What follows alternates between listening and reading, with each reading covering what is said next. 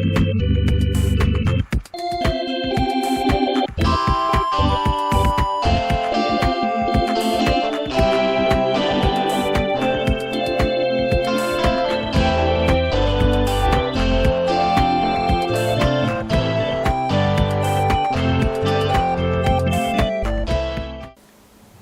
back to That's Life with John Carver. This is episode number 238, calling it Charisma and the Brain.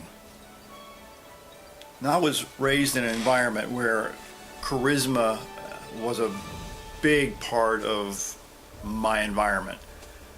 I've worked in a career or careers that was rampant with the power of charisma, of enthusiasm.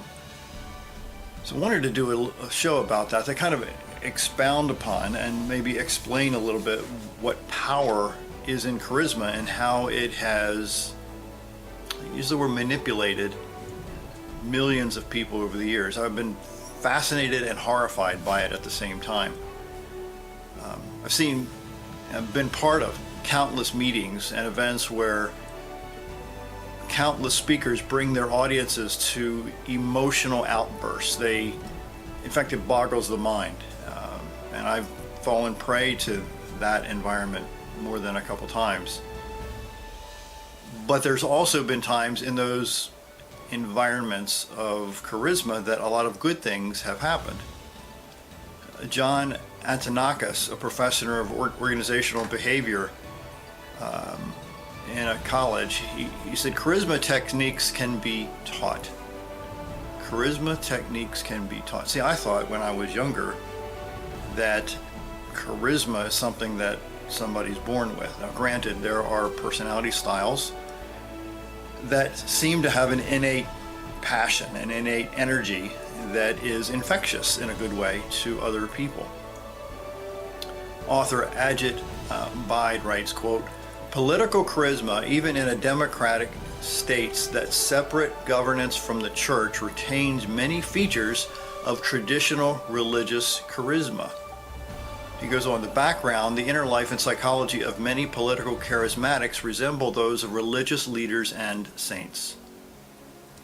Now, if you stop and think about if you choose to watch the news, political charismatics draw on the subconscious motives and drives using their forces of imagination. They leverage the power of metaphors. They leverage the power of stories. They leverage the power of the volume of their voice. They get loud, they get charismatic, the hands go wide, the hands go big to make a point and or to manipulate the crowds. The main, I think, maybe not the main, but part of these charismatic techniques is to raise in the listener's ears and minds I'll use the word inaccurately maybe, but a fanatical following to the message that the individual is trying to share. Now, there's been writings on this for a very long time, and I could go into a very deep dive into this charisma and the brain mindset. But I want to kind of try to stay maybe 30,000 foot view of this idea to get you at least to start thinking about that arena. There have been charismatic people, maybe in your own world, in your own life, that have used their charisma for ends that are not very kind. Let me give you a quick example. There are sociopaths that in a relational setting, boyfriend, girlfriend type of situation, even in boss-employee situation, have the ability and or have mastered the ability to manipulate the people that they're in a relationship with. I've seen it. I used to work in an environment where, looking back now, I realized that the person that was in charge, they had sociopathic tendencies based on not only their words, their personality style, but I guess more importantly, their actions. So those who manipulate others, really, they understand that they can create this awestruck effect that they want to portray on those that they want to influence. This is a big part of how sales works. Sales, S-A-L-E-S, salespeople. They're trained to create an awestruck mindset in the people that they're trying to sell. If you go to any car salesperson, or I was in the insurance business for 30 years, and some of the mentors that I've had, they were teaching how to use certain techniques to reduce the potential rejection of the people that we're trying to help, and we are really trying to help these folks. So it's essential to dissect the intentions of these charismatic people. And again, I'm using this term in a broad sense. Not only the religious charismatic people, but the political charismatic people, and the people that call themselves journalists or news people on TV. You have to learn to dissect their intentions in order to see through the charlatans, or the charismania, if that's a word, to see if in fact they're being honest and ethical. Because having charisma doesn't necessarily mean that you're honest and ethical. Charisma sometimes means that you're trying to manipulate people. Think about Jim Jones, if you will, in Guyana, if you're old enough to remember that.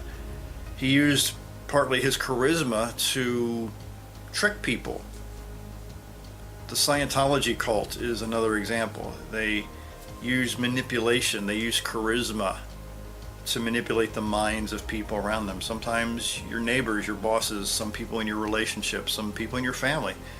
If you think about it long and hard enough, you're going to see that some people are using, I'll use the term mind games, to manipulate you to do certain things that you probably shouldn't be doing.